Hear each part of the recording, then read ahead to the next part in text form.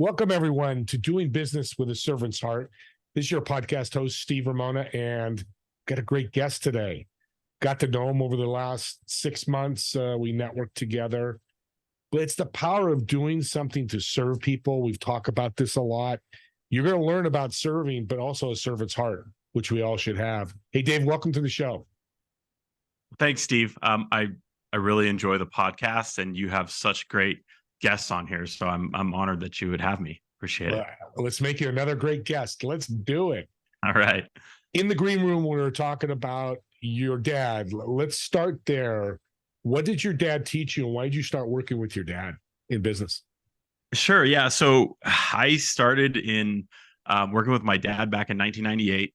I was in junior college, and I, was not really applying myself, I guess. And, he was kind of like, hey, if you're going to be in that, you should do that. You should, really get into that and apply yourself 100%. If not, maybe you could come work for me. And that's kind of where it started. And I got licensed in 1998, and then just helped him. He was a mortgage broker, sole proprietor, and I helped him build his business. And the cornerstones of his business were about helping people, and you do a good job, and they'll come back to you, and they'll refer people to you. So he was very, very fair with his clients, and he always did an amazing job. So it was just fun to help him build that business. What a great father. What lessons did you learn as an entrepreneur? Not everybody was an entrepreneur back then.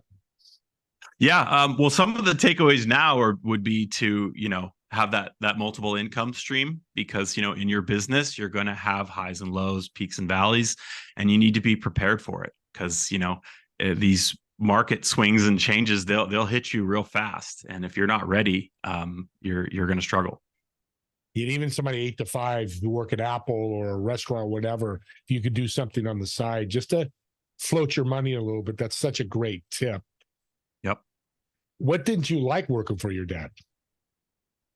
He always was a work hard, play hard kind of thing. He did like to take off early on a Friday when we could, and, take me out, and we'd go and have a nice dinner, and, just enjoy our successes and have a good time. It was always a fun time to spend time with him after work. So nice. that was fun. If somebody wants to work with a family member or their parents, what's a great tip you can help them with? Oh boy. You need to go into it with the right attitude about, is this actually going to work? Are we going to be able to do it? I love my mom to death. I'm probably, one of the people that I call all the time and talk to. And, if I have an issue with something, or we're very close, but very challenging for us to work together. My dad, on the other hand, he's really a good teacher, and he wants to show you and learn things. My mom she's very smart, and she, doesn't always have as much patience. So, that can be challenging, and working with family can be incredibly challenging. I did it with my dad for 6 years, and then I moved on to something else. But, it was good times. We had some challenges, when I was 16, and kind of later on, I was 21 when I started working for him. We kind of rebuilt our relationship, while we worked together, and it was good to, to kind of mend some things, and it was a good time to reconcile with my dad while we worked together. That's not too bad. And there's other horror stories that are worse. I worked for family. It was great too. 20 years I did it with my cousin and my uncle in the health club. So I know what you're talking about. And again, like any partnership or relationship, family or not, it could be tough. Did your dad teach you sales, or did he just say, Dave, go out and sell mortgages? No, that's a great question. He did not teach me sales. He never came from it took him a long time to build his business, because he wasn't about selling people. He was about, treating them right and being fair with, what he charged people, and making sure that, he just did an amazing job so they came back. So he taught me how to, process a loan from start to finish, and to, find the best rates and terms for the clients. And it was more the process. He taught me a lot about mortgage, but he really didn't. I learned selling later on from a different mentor. Yeah. But my dad just taught me about doing what was right and taking care of people. So Well, tell your dad, I know he's still alive. Tell him he was serving, not selling, and he was quite well. And that's a great lesson to learn. That's why this show's here. Yeah. That's what he did. He didn't, teach you to pitch somebody, keep pitching them, build, build, and build. And that leads to the question we talked about before the show: is building relationships in business. How important is that? That's huge. And I learned that later on. So I worked with my dad. Then I went into commercial real estate, doing some multifamily stuff for a while, and then decided I wanted to go back to single family, because I worked for Washington Mutual. So 2008, it was the largest bank failure in history. Chase stepped in. I stayed with Chase for much longer than I should have. I'm not a corporate bank kind of guy. And I finally had to realize that, you're going to have to leave this job. You're either going to stay here and you're going to be doing this when you're 50 and 60 and you're not going to be happy, or you're going to leave and go out on your own and take that risk. And so that's what I did. I did that in the end of 2017 and 18. And that wasn't a great time to be in single family mortgage either. But I met a guy who's another mentor of mine, and I started working with him in 2020, right before the pandemic.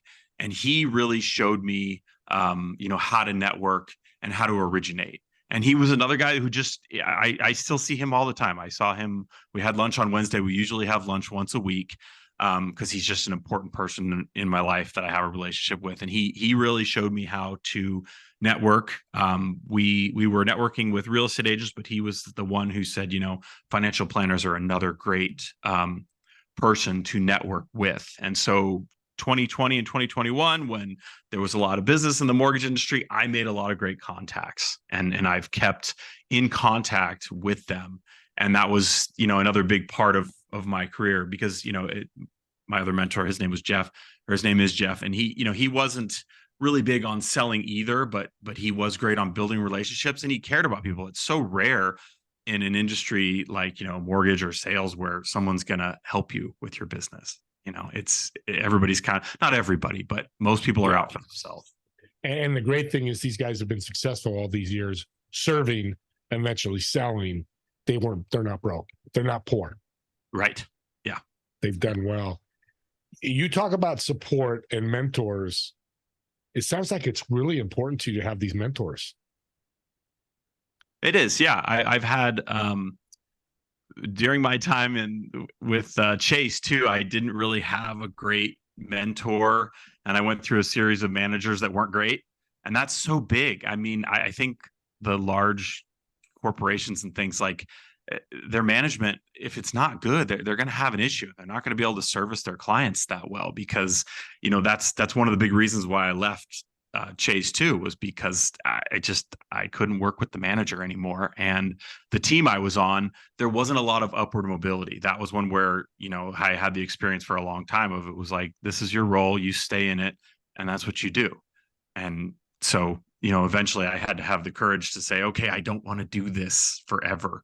And you've got to make that move. And my advice would be, you might think you have a plan, but if you I didn't really quit my day job. I just pivoted to something else in the same industry. And I thought I had a great plan, but, it wasn't quite good enough to keep me in the lifestyle that I was used to living when I was with Chase. So, right. And as much as the support. So that was a big, that really woke me up. Was like, I thought I had a plan, but, I got to rework this. Yeah. Plans are always changing. And it's interesting to listen to you, Dave. And I'm learning something about you I didn't know. Being at Chase, you're doing well financially, but happiness was more important than income. Yeah. Why'd you make that decision? Well, I guess, I had a lot of friends that were like, you still doing that job? You still work with that person? Like I've heard you talk about that person and how unhappy you are with that job. Why are you still doing it? And then I finally kind of had to realize that it was also the realization that I think I turned 40, or I was almost 40 years old when I did this. It was like 6 or 7 years ago, that, I'm going to be doing this forever. I'm going to be stuck in this if I don't make a change. And so, I finally just got the courage to do it. Not an easy decision, huh? No, no. Because you just said I got the courage, and thank you for leading me into that, because decision making is a part of serving. You served yourself and your family by leaving Chase, even though you left money on the table. I don't like that phrase, but kind of what you did. But you're still doing well 6-7 years later, but you're happier. Yeah. Yeah. Okay. And family's important with all that. When you hear the servant leader, what does that mean to you? What's the definition in your mind, being a servant leader? I think it's about putting your client first. When you're in a sales industry, there are a lot of people that are just, some of the top closers, I'd see it like they weren't interested in, their client's best needs. They were just closing deals. And, I just couldn't do that. I wanted to make sure, my mentor, Jeff, would always kind of have to like calm me down a little bit when we were doing transactions and it was a purchase. And Jeff, we got to close on time. Jeff, I got to get them the best rate and term. And I would sometimes be a little bit anxious about, I've got to make sure they have the best transaction possible and we close on time and we get them the best deal. And, those things where you're putting the client first are just, important to me. And it's, sometimes I can be a little bit intense about it where, Jeff would have to pull me back and say like, hey, just calm down. We're going to get this done. We're going to get the client taken care of, try not to worry so much about it, which is hard for me. And support's so important. If you didn't have that support, would you be as successful? No, definitely not. I definitely, I like to have somebody there to lean on and help me and, mentor me. It's important. Well, what would you tell somebody that's listening and goes, their ego might get in the way. They may not even know they're doing it, but like, I don't really want a mentor. I could do it myself. What would you say to somebody like that? Go try it out. See how that works out for you. If you don't want to have somebody, especially in, the real estate industry or mortgage, you'll see a lot of people when they're getting started. That's what people will suggest is, find somebody in the industry who's really successful and, ask them if they'll mentor them or at least, follow them and see what they're doing and, pattern what you're doing. I like I said, when I left Chase, I should have had a better plan. I did struggle for those first couple of years before I met Jeff and found my next mentor, to help me on that journey because I thought I was ready to go and I jumped into it and, there were some struggles there for those first couple of years. Yeah. No, I like that because any Warren Buffett, Jeff Bezos, Tom Brady, anybody successful, they all have mentors, coaches, whatever label you put on them. So this is not unique to Dave and Steve. This is all the successful people. And you're becoming, and success again is subjective to what you think, but it only makes you better. So why did you go from mortgage to now you're jumping into solar? What was your thought process in serving to do that? Well, first of all, it was the market and the industry slowed down. And when the industry slowed down last time, I was part of the largest bank failure in history at Washington Mutual, and Chase stepped in. And that was part of the reason I stayed with Chase for a while because I had, I could stay at the bank. I had a modest salary, but I had a salary. And so as things started to change and we started to be more successful again, because 0809 affected the market, pretty significantly. And so now we're going through another cycle like that where mortgage rates they went up, faster than we've ever seen them. So that it slowed my business down. I did a great job in 2020 and 2021. Everybody's at 2% and 3%. So, there wasn't a lot of business to do there. So I had to pivot and also try to learn that lesson of, if you're trying to be an entrepreneur, having the multiple income streams, because business is going to change. There's going to be peaks and valleys and it's going to ebb and flow. And so solar was a good transition in that I know a lot of homeowners. I know a lot of people who work with homeowners. So when I could, provide something that added value, it was easy to call, and we reach out, we talk about mortgage in the market and say, hey, it's great. I'm glad you're set and secure with that mortgage. And, here's another thing that I can offer that I could help you with. Right. So you combine two businesses, mortgage and solar, And solar was just a great add-on to what you were doing, the multiple businesses like you mentioned earlier. Right. What's the challenge when you serving people with the solar business? Yeah. So the challenge with solar, and I learned this with, I was with a company when I first started. They were a smaller kind of mid-sized company. And the quick answer to this is, in California, we changed from net metering 2.0 to 3.0. So your exchange rate with PG&E changed, and it was, wasn't as beneficial to the consumer. And then the rates for solar were rising as well. And so the company changed and decided that we're going to do leases. We're going to push a lease or a power purchase agreement for everybody. That's what we're going to do.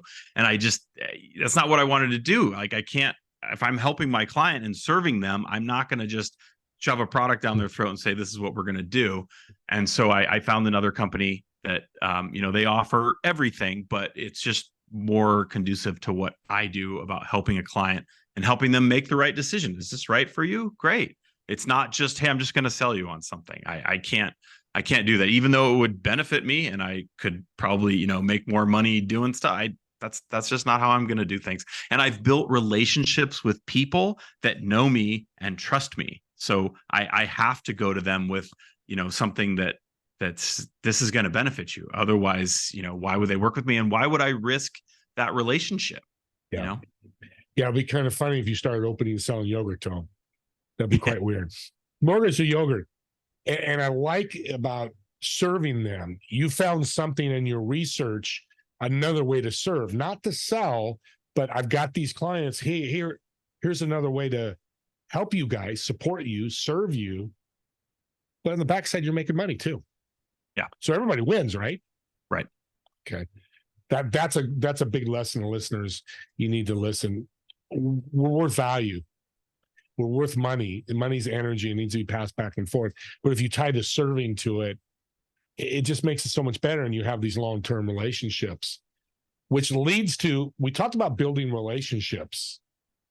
Talk about that, building a network of, like you said, you went from here with people because you have all these great relationships. How has that helped you serving people, building a network? Yeah, well, again, that goes back to Jeff. I started working with Jeff when the pandemic started. So, and we were like, oh my gosh, what's going to happen? Like, are we going to be able to be in business? Are we going to be able to work? And then it turned out that, the rates dropped to the lowest, ridiculous levels. We called it free money. I mean, it was crazy.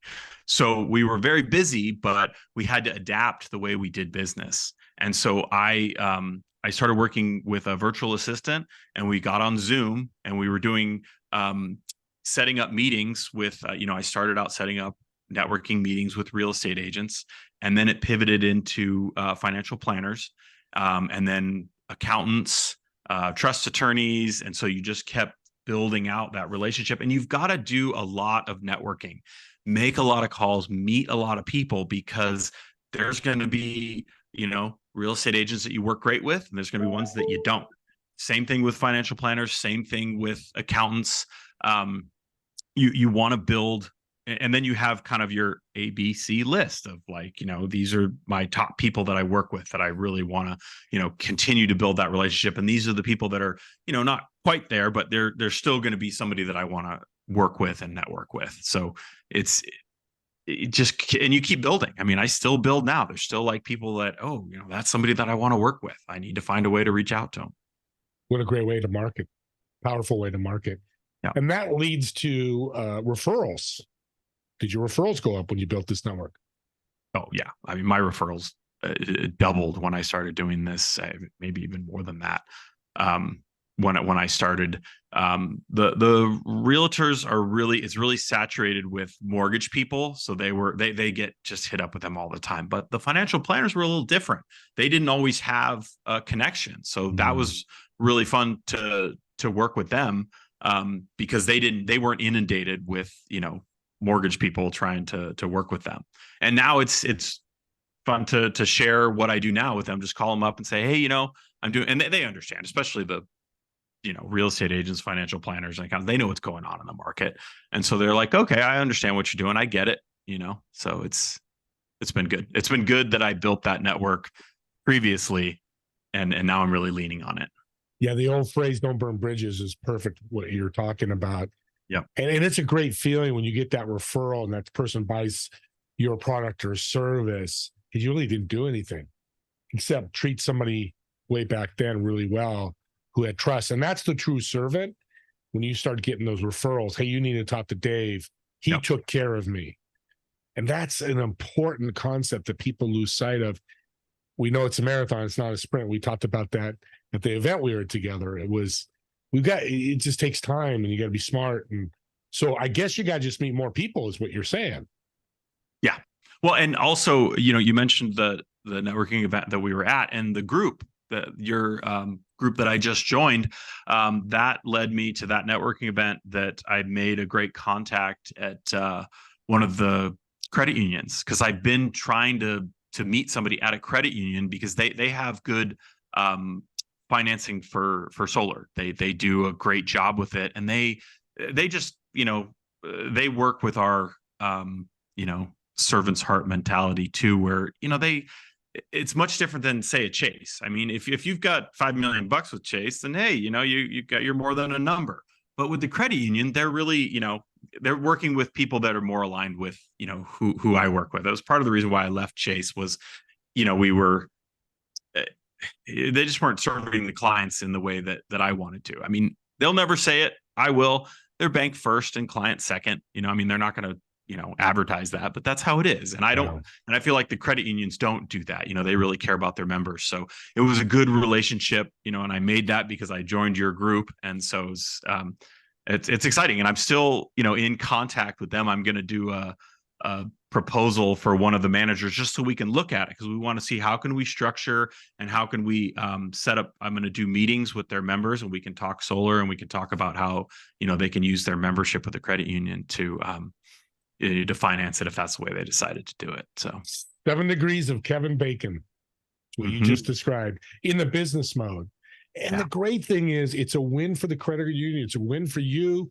It's a win for the client. If it all fits. Right. You can't get a better serving mentality than that.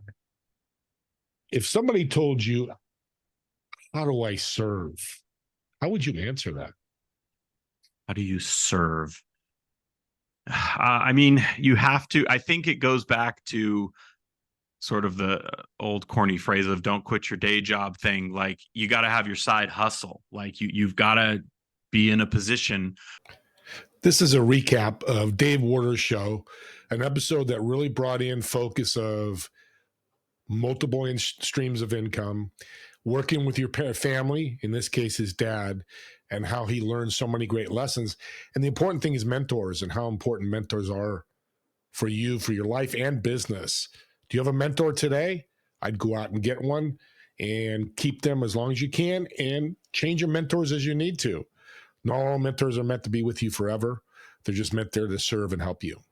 See you on the next episode.